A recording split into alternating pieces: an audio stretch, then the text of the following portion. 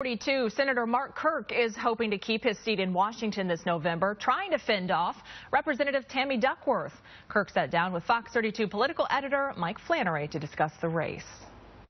All the political experts call him the most vulnerable senator running for re-election anywhere in the country this year.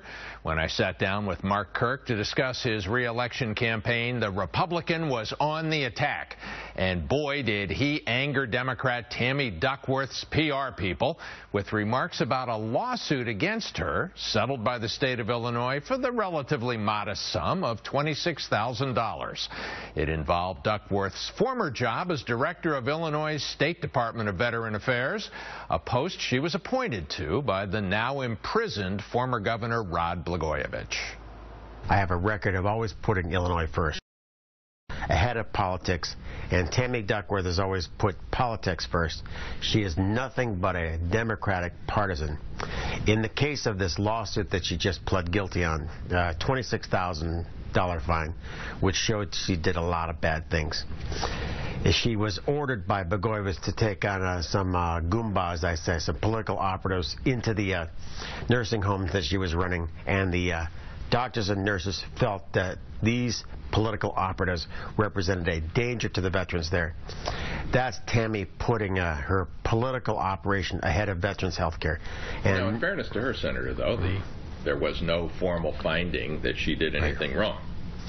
She settled the case. You only pay $26,000 if you're somewhat guilty of doing some bad things. They're trying to.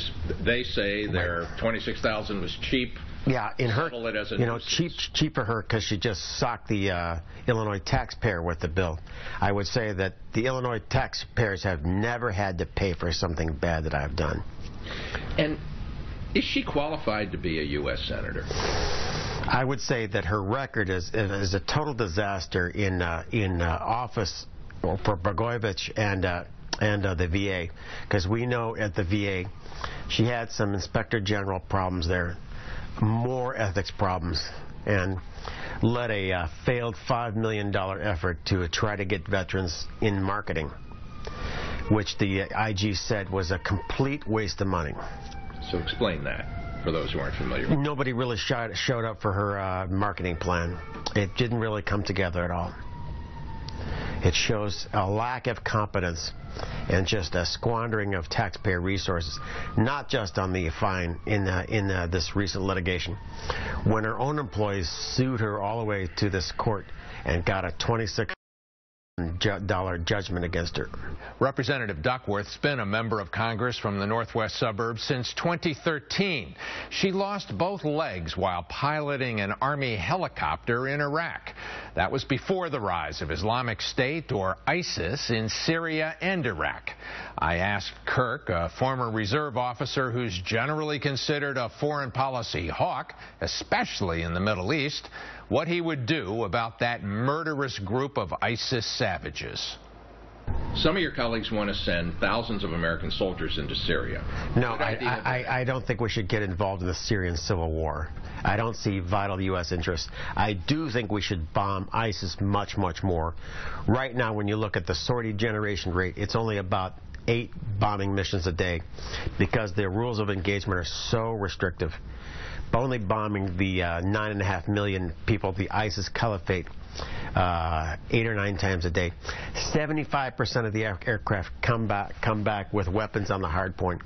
Remember, air crews hate to do that because the weapon has already been armed and attached to your aircraft, and you're intended to take the full risk against any aircraft fire and make sure that you drop it on ISIS people. Well, the concern is, of course, that we don't want to kill innocents, even to the point that we're alerting. We drop leaflets for the truck drivers with the oil, because the thinking is they may well be innocent and not part of ISIS. Right. You disagree with that? I think we're so restricted, we're now down to the point of being ineffective. When I was in the Kosovo battle, it was under Bill Clinton. We flew 2,000 sorties a day against the Serbians. And that's when the entire U.S. military is turned loose. I think we should have that kind of an effort too. A Clinton effort should not just 7 or 8 a day, should be 2,000 a day. We should be hitting Raqqa, the ISIS capital, much more. comprehensively. Kirk is angry at top Republican campaign contributors who this time are not giving to him. There is one challenge in my race, and that is Washington, D.C. Washington knows that Illinois always votes Democrat, except when it doesn't.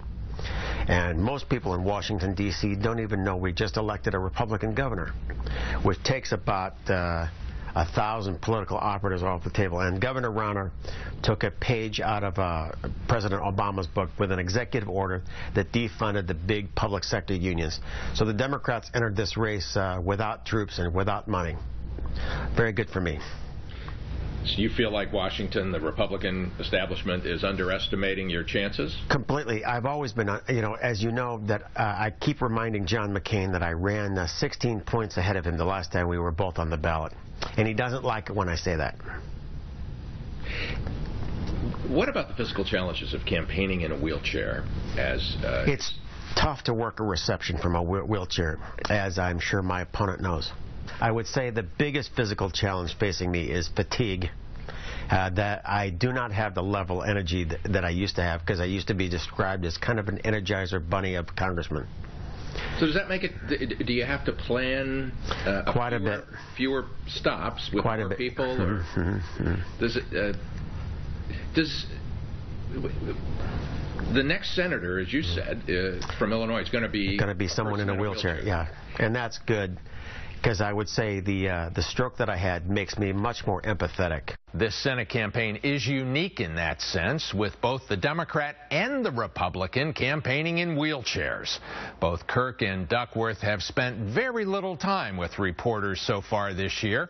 They rarely post public campaign schedules, and even more rarely do they sit for an extended discussion like you heard. I thank Senator Kirk for that, and I've asked Congresswoman Duckworth to do the same. Back to you.